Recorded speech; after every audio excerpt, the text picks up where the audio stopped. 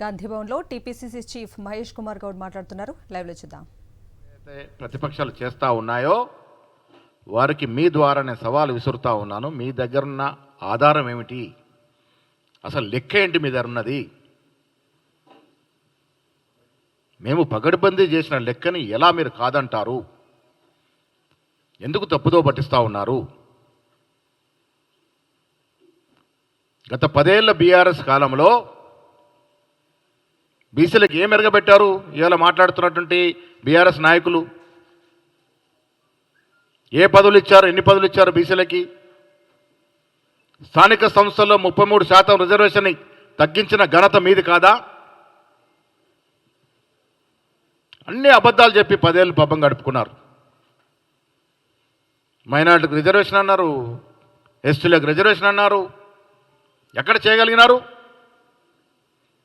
అబద్ధపు మాటలతో 10 ఏళ్ళు కాలయాపన చేసి బీసీలని అడుగడుగున అనగదొక్కినటువంటి బీఆర్ఎస్ నాయకులకు కానీ, అగ్రవర్ణాల పార్టీగా చెప్పుకునే బీజేపీ నాయకులకు కానీ ఇలా కాంగ్రెస్ తీసుకొచ్చినట్టు ఇంత గొప్ప నిర్ణయాన్ని, ఈ నిర్ణయం మీద మాట్లాడే హక్కు మీకు లేదనే మాట ఈ సందర్భంగా నేను మనవి చేస్తూ ఉన్నాను.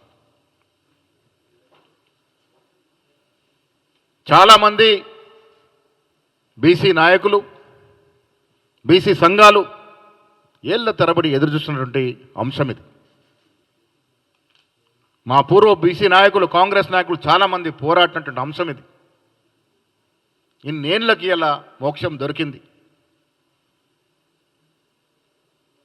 56% పైగా మేము ఉన్నామని అధికారికంగా గర్వంగా చెప్పుకునేటువంటి అవకాశం ఇలా కాంగ్రెస్ ప్రభుత్వం మనకిచ్చింది. దీన్ని సద్వినియోగం చేసుకుందాం మిత్రులారా.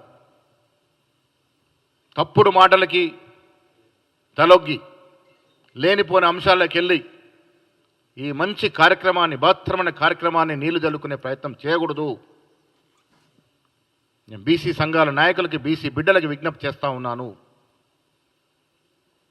ఆధారం లేకుండా అభియోగాలు మోపే నాయకుల బుట్టలో పడకూడదు. ఇది పకడ్బందీగా జరిగిన సర్వే. ఎవరు కూడా దురుత్సపూర్వకంగా ఏదో చేశారని చెప్పుకోవడానికి ఆస్కారం లేనటువంటి అంశం ఇది. దీన్ని స్వాగతిద్దాం. ఇంత గొప్ప కార్యక్రమాన్ని చేసినటువంటి కాంగ్రెస్ పార్టీ